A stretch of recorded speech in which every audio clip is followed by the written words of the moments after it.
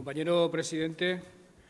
compañeras y compañeros presenciales y telemáticos,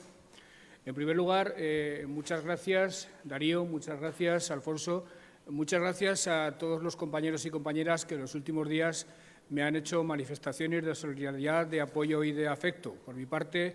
solo puedo decir que trataré por todos los medios de que la enfermedad y el tratamiento de la misma interfieran en la menor medida posible en el ejercicio de mi cargo de presidente del Gobierno y también de secretario general del partido.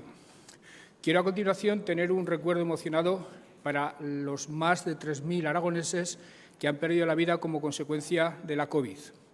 Y un abrazo fuerte a todos sus familiares, a todos sus amigos que han sufrido con ellos. En el mes de junio celebramos un homenaje en todos y cada uno de los municipios de la comunidad, plantando una carrasca. Entonces eran, creo recordar, 800 y pico las víctimas. Estábamos en ese momento instalados en una especie de espejismo, pensábamos que prácticamente estábamos tocando con la punta de los dedos el final y evidentemente estábamos muy equivocados porque a día de hoy tenemos que lamentar ese número de víctimas que acabo de decir y a las que tendremos siempre en el corazón. Decía Alfonso que hubo un comité regional fallido que hubo que suspender como consecuencia de la irrupción de la pandemia. Yo diría que las dos primeras cosas que en el ámbito de mi decisión hubo que suspender fue, primero, el cierre de las escuelas. El viernes, creo recordar, 13 de marzo del año 2020, y de manera simultánea la suspensión del Comité Regional que íbamos a celebrar, yo creo que aquel mismo viernes. Yo diría también, a modo de imagen simbólica, que aquello significaba la entrada en un túnel negro que ha manifestado su tenebrosidad y ha manifestado su crueldad durante mucho más tiempo del que en el peor de los sueños hubiéramos imaginado. Desde entonces,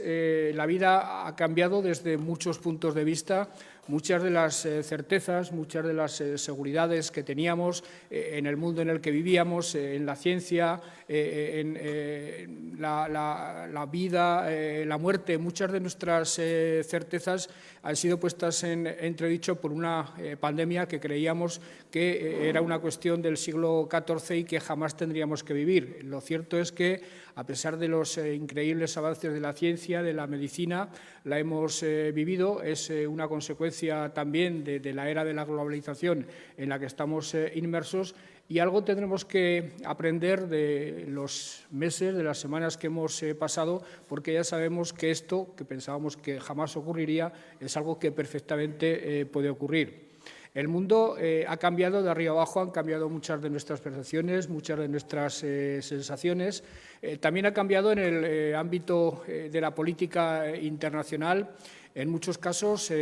a peor, el avance del populismo en Rusia y en buena parte de América Latina, la puesta en cuestión del europeísmo de muchos de los países que se incorporaron a la Unión Europea, procedentes de la antigua Unión Soviética, el Brexit, que ha sido un mazazo brutal para el sueño europeo en el que nosotros como socialistas hemos estado instalados de prácticamente principios del siglo XX, aunque hay que decir que algunas buenas noticias también hemos tenido en los últimos meses. Desde luego fue una excelente noticia la decisión de la Unión Europea de la aprobación de los fondos europeos para hacer frente a las consecuencias de la pandemia.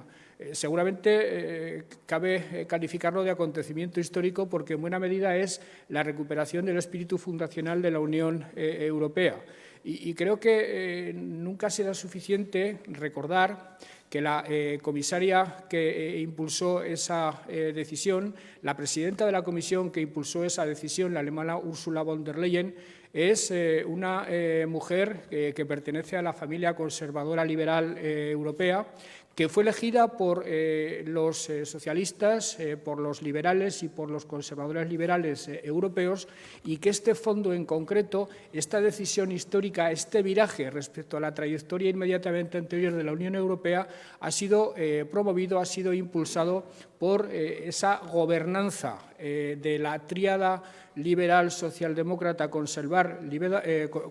liberal, que está en el origen de la fundación de la Unión Europea. Cuando esa tríada ha funcionado la Unión Europea. Cuando esa tríada no ha funcionado, ni ha funcionado la Unión Europea, ni ha funcionado la gobernanza entendida a la manera en que la entendemos nosotros. Los países europeos, cuando funcionan bien, cuando lo hacen de acuerdo con las señales básicas del modelo europeo, de la democracia liberal, del estado del bienestar, de la economía social de mercado, es cuando de una manera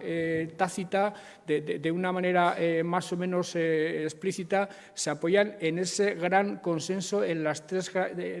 grandes familias políticas europeas. Cuando ese gran consenso se rompe, prácticamente todos los logros, todo aquello que la democracia, la prosperidad compartida y, en definitiva, el funcionamiento de la economía, todo eso se pone en quiebra y es algo que tenemos que incorporar a nuestras reflexiones políticas. Por hablar de los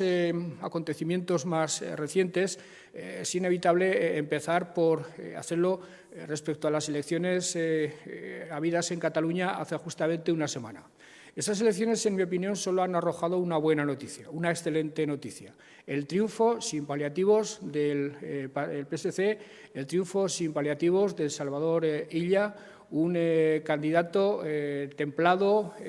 moderado, instalado plenamente en el constitucionalismo, un catalanista que hace buena la adscripción a ese seny que en los últimos años tantas veces los catalanes han abjurado, con prácticas no compartidas por toda la sociedad catalana, pero sí muy notorias y que han hecho mucho ruido en el resto del país. Pero yo diría que el resto de lo ocurrido el pasado domingo en Cataluña no alienta precisamente a la esperanza, no alienta precisamente a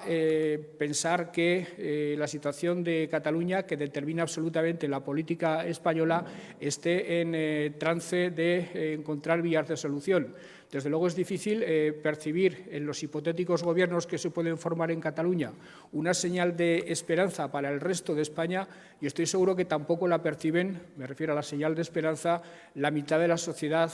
catalana que contra viento y marea sigue anclada en su sentido de pertenencia a España, sigue anclada en su sentido de acatamiento y de defensa del espíritu constitucional.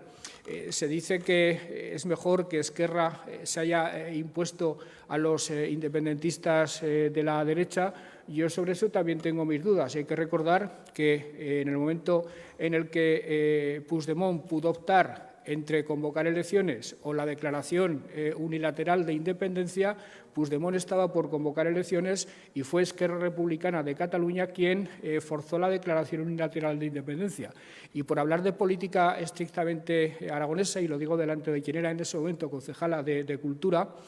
al poco tiempo de llegar Puigdemont al poder, estuvimos a punto de encontrar una solución política para el tan traído, manido y dichoso asunto de los bienes de Sigena. Estuvimos a punto de encontrar la solución. Maite la tenía negociada con un magnífico consejero de Cultura,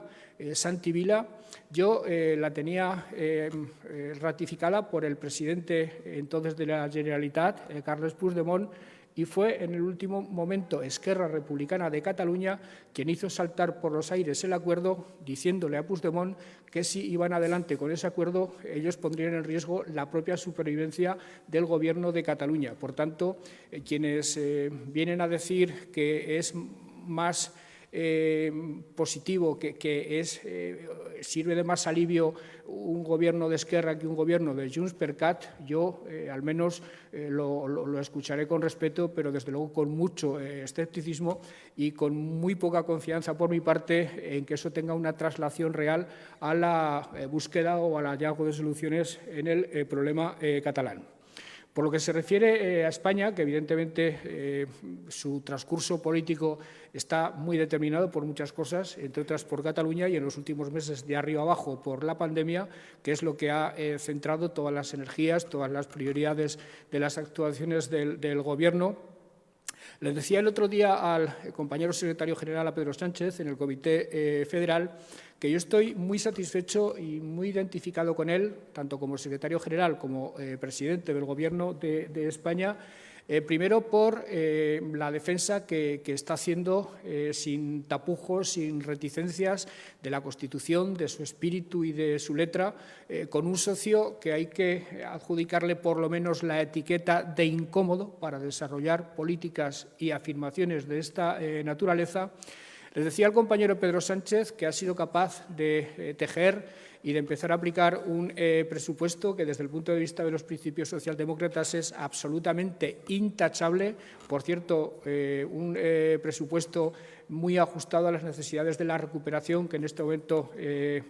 tiene que primar por encima de todo. Le decía al compañero Pedro Sánchez, en definitiva, que me tranquiliza mucho el ejercicio suyo, tanto en la Secretaría General del partido como en la presidencia del Gobierno, pero ya le advertía que hay demasiados ruidos, demasiadas turbulencias en el horizonte que quizá en el futuro nos tengan que hacer reafirmarnos en los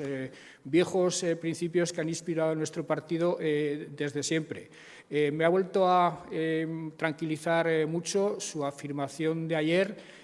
condenando absolutamente la violencia callejera que, sin embargo, algún socio de Gobierno de España está alentando. Me ha tranquilizado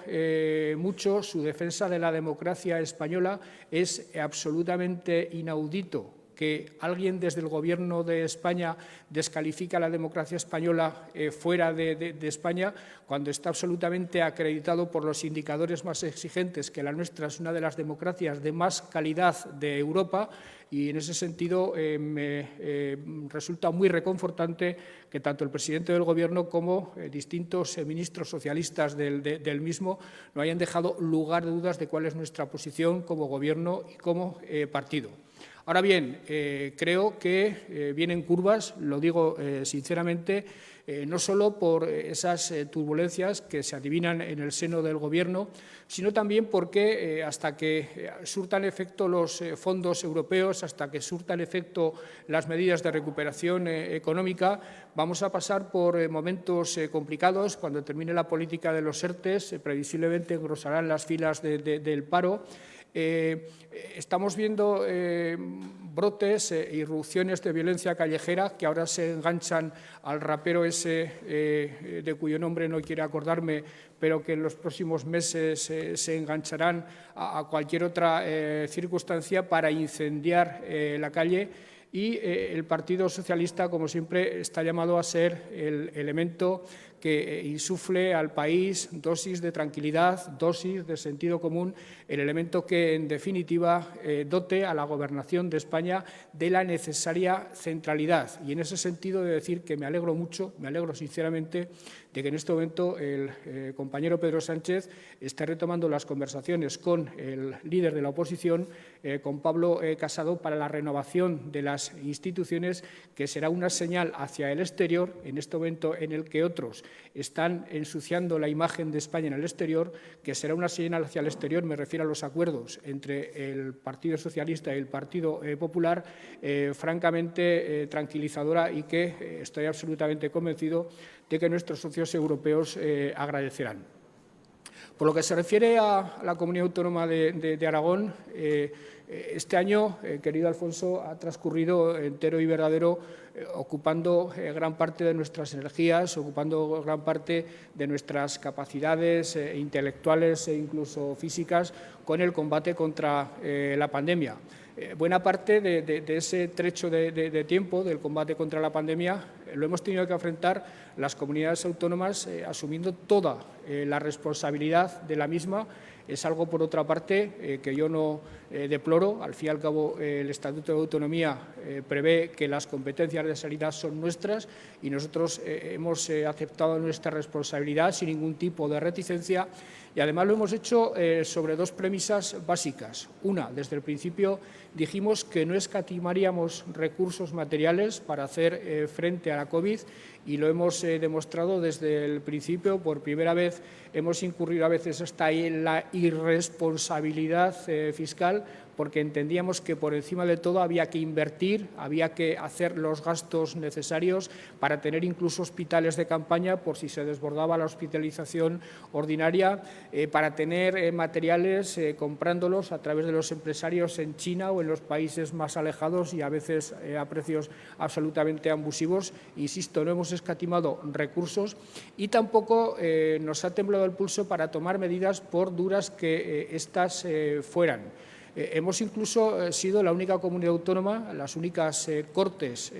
incluidas las nacionales, Javier, que han sido capaces de aprobar una ley específicamente dirigida a la adopción de medidas contra la pandemia. Somos el único Parlamento y tuvimos que hacerlo porque, si no, la incertidumbre sobre las medidas que tomábamos ponía en riesgo la propia eficacia de la lucha contra el virus. Por tanto, nos habremos equivocado, habremos acertado, pero desde luego nadie nos reprochará que hayamos escatimado ni recursos, ni determinación y decisión a la hora de hacer frente a la pandemia. Y en ese sentido, tengo que hacer también un clarísimo reconocimiento a los profesionales de la sanidad, un clarísimo reconocimiento a los profesionales de las residencias. Alfonso, lo habéis pasado en muchos momentos francamente mal, porque eran las residencias donde fundamentalmente por el tipo de personas allí alojadas en los que se cebaba el dichoso virus. Por parte de las residencias se reacciona bien, por parte de sus trabajadores. Y tengo que mencionar a los equipos de sanidad representados por dos consejeras a las que creo que los socialistas tendremos que rendirles siempre el tributo de reconocimiento debido. A Sira Repollés, la actual consejera, evidentemente, pero también a Pilar Ventura, que tuvo que hacerse cargo de la gestión en el momento más duro y que, en mi opinión, estuvo perfectamente a la altura de las circunstancias. Y, por supuesto, al resto de los consejeros, cada cual ha hecho lo que le correspondía hacer, y particularmente a la Consejería de Ciudadanía y Servicios Sociales, a Mariví Broto, que también ha tenido que apechugar con una parte muy importante del problema y que creo que lo ha resuelto francamente bien. En ese sentido, querido presidente del comité, agradezco mucho tus palabras. Ahora da la impresión de que todos los indicadores, la positividad, la incidencia acumulada de 14 días, el índice de reproductivo, fijaros, nos hemos hecho ya todos expertos en materia de COVID, están evolucionando de una forma francamente positiva. Y poco a poco irá emergiendo algo que no hemos dejado de hacer en ningún momento, pero que ahora se va a imponer e incluso va a determinar la agenda política. Me refiero a los trabajos, a la tarea de la recuperación social y económica. En ese sentido, en primer lugar, quiero también agradecer en este comité regional la altura de miras y el sentido de Estado que ha demostrado la sociedad aragonesa en su conjunto. La altura de miras y el sentido de Estado que han demostrado las fuerzas políticas en general, que han demostrado los agentes sociales, que han demostrado los empresarios y los sindicatos y que han demostrado los ayuntamientos. Tuvimos claro desde el primer momento que el desafío era de tal magnitud, era tan colosal, que desbordaba con mucho las capacidades del Gobierno. Y lo tuvieron claro los demás, que se aprestaron a ayudar al Gobierno, que se aprestaron a darse la mano con el Gobierno para que la pesadilla de la COVID quedara cuanto antes atrás.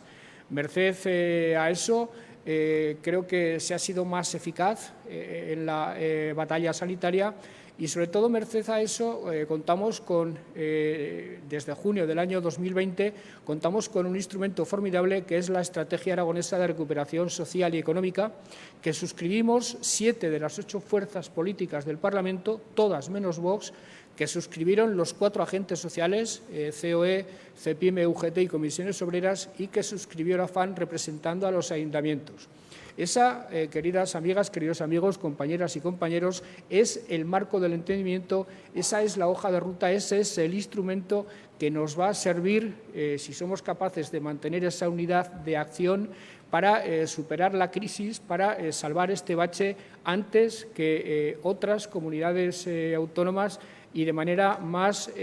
sólida. En este momento estamos gestionando un presupuesto que recibió el mayor apoyo de la historia de las Cortes de Aragón.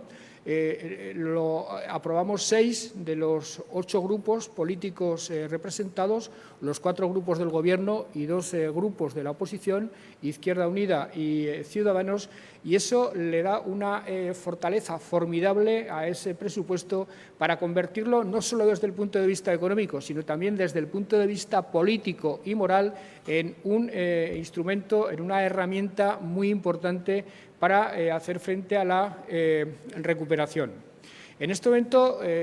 compañeras y compañeros, ¿en qué estamos embarcados? Estamos embarcados en 2 tareas que aparentemente son lo mismo, pero que en realidad no tienen mucho que ver y que, sobre todo, se relacionan con momentos absolutamente distintos. Mucha ciudadanía, muchos empresarios e incluso compañeros de las instituciones tienen la impresión de que los fondos europeos, la ingente cantidad, el ingente caudal de fondos europeos que va a llegar a España, nos van a servir no solo para reestructurar la economía, sino también para financiar la recuperación de la economía. Y hay que dejar absolutamente claro que no es así. Los fondos europeos van a servir fundamentalmente para reestructurar la economía, para hacerla competitiva en el mundo de la globalización, para digitalizarla, para facilitar la transición ecológica de nuestro aparato productivo. Es decir, para acelerar los pasos que se hubieran realizado con COVID o sin COVID y que en Aragón denominamos la batalla por conseguir un Aragón social, verde y digital, es decir, un Aragón cada vez más igualitario, con marcos de igualdad de oportunidades cada vez más efectivos, un Aragón cada vez más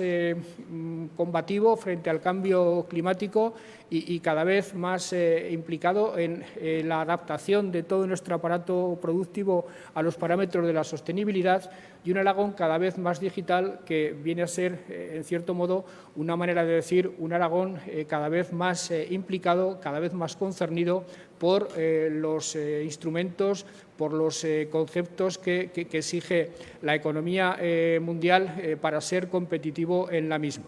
En esa aventura ya estábamos embarcados desde mi investidura en el verano del año 2019, pero obviamente estos fondos, que coinciden puntualmente con esas 3 prioridades, nos ayudarán mucho a acelerar ese triple tránsito al que me acabo de referir.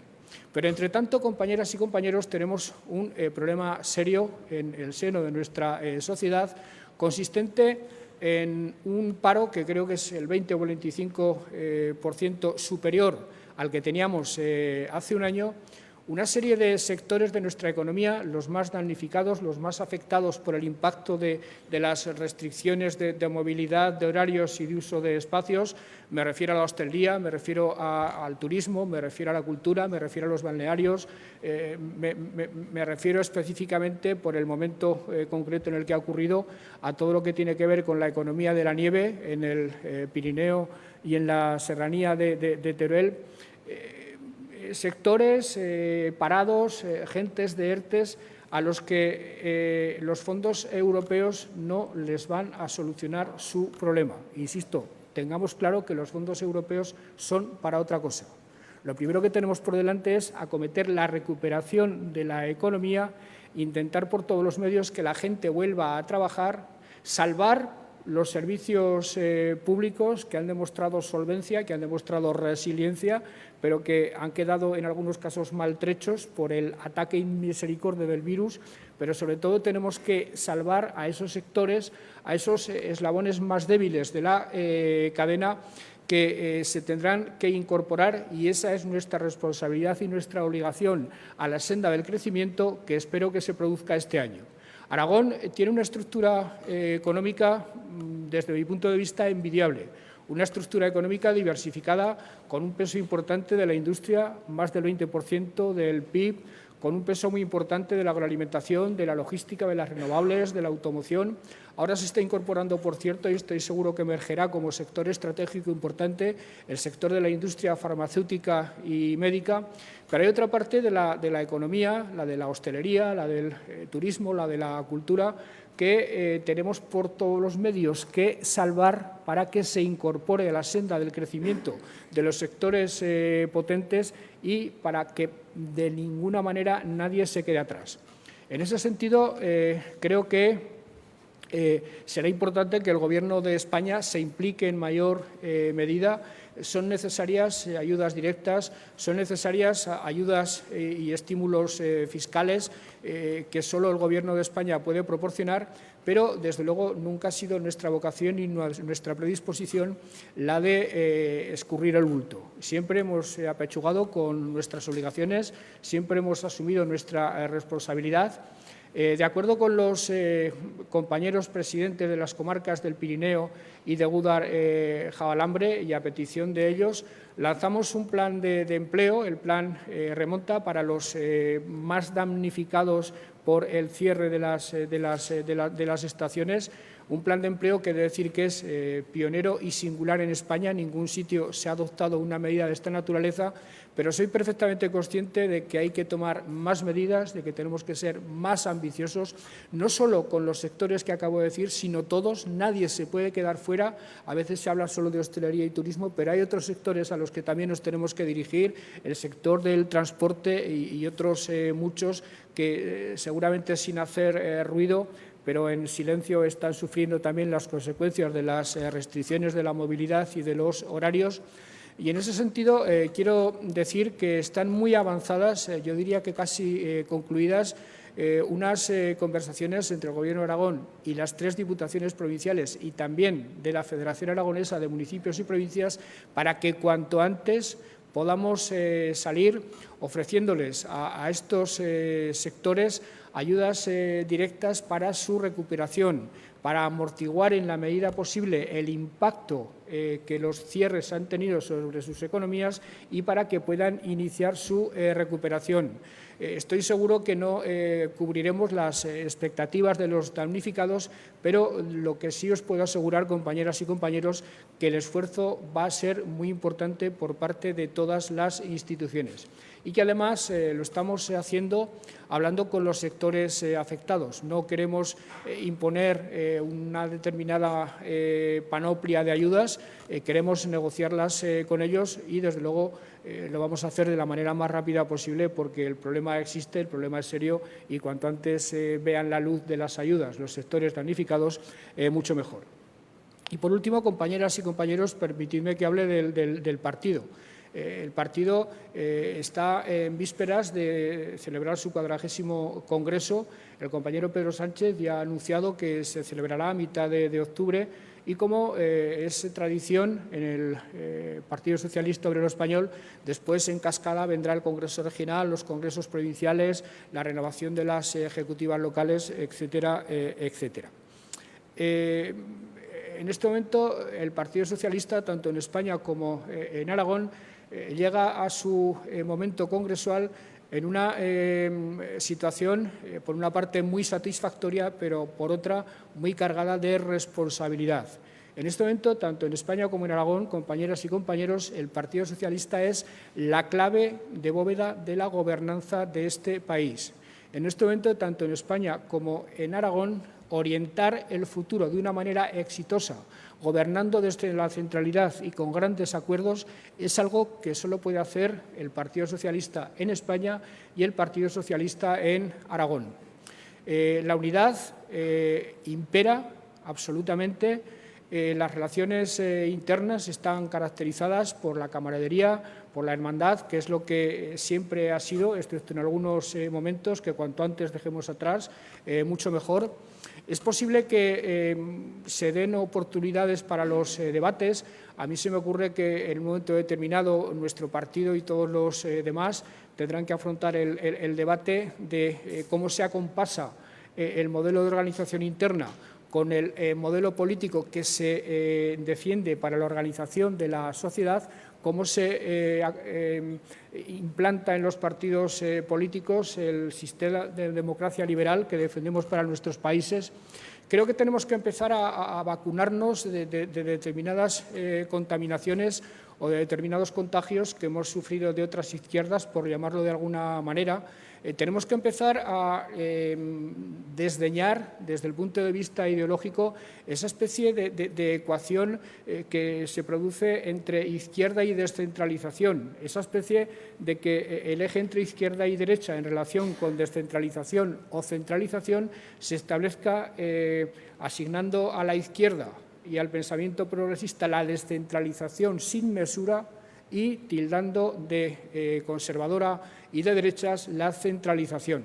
Esto no tiene ningún tipo de fundamento y tenemos que empezar a enfocar los debates así. Es más, si algo ha sido la izquierda, y si algo ha sido la izquierda socialdemócrata a la que nosotros pertenecemos, ha sido justamente lo contrario. Hemos sido fundamentalmente a lo largo de la historia centralistas y, por qué no decirlo, utilizando los versos de Machado con los que empezaba Darío su intervención, hemos sido jacobinos. La descentralización o la centralización, en mi opinión, es ideológicamente neutra. Un país funcionará bien descentralizado si su historia de alguna forma da lugar a la descentralización y, sobre todo, si el esquema federal resultante de una decisión constitucional da lugar a igualdad de derechos entre todos los ciudadanos de ese país y si se demuestra además que la descentralización, lejos de agrandar diferencias y brechas, lo que hace es aposentar marcos de igualdad de oportunidades, lo que hace es fomentar la igualdad. No es de derechas ni de izquierdas centralizar o descentralizar. La descentralización o la centralización hay que verlas en términos de eficacia y en términos de rendimiento en relación con el bienestar de los ciudadanos. Desde luego, el compañero que piense que los nacionalismos se avienen mínimamente con la tradición socialdemócrata, que se lo haga mirar, porque los nacionalismos, llevados a su última consecuencia, sobre todo los independentismos, son perturbadores de la convivencia, perturbadores de la paz, llevan en sí mismos el embrión del autoritarismo, llevan en sí mismos el embrión del enfrentamiento, en definitiva se sitúan en las antípodas de lo que nosotros como socialistas hemos de defender siempre. Se puede debatir de estas cosas, compañeros, se puede discutir de estas cosas, pero desde luego en estos momentos en los que vive España y vive Aragón y los que presumiblemente vamos a vivir en los próximos meses, yo desde luego renunciaré absolutamente a plantear cualquier debate si estos que os acabo de decir o cualquier otro que pueda surgir va a perturbar la necesaria unidad que tiene que predominar y que tiene que informar la vida del partido. En este momento eso hay que mantenerlo con uñas y dientes, asumiendo, vuelvo a insistir otra vez, y creo que todos nos tenemos que concienciar de lo que somos como militantes socialistas, asumiendo que en este momento la clave de bóveda de la gobernanza de España y de Aragón es justamente el Partido Socialista Obrero Español. Lo digo un 20 de febrero y de la misma forma que el Comité Regional que suspendimos hace un año fue el anuncio de que entrábamos en un túnel negro y más largo de lo que pensábamos, ojalá este comité que estamos celebrando hoy sea el anuncio de que al final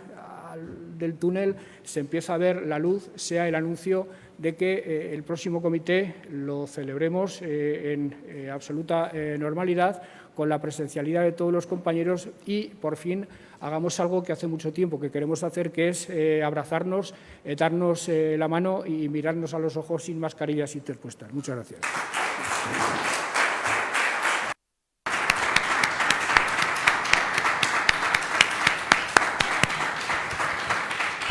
Muchas gracias. Muchas gracias, Javier, por tu intervención.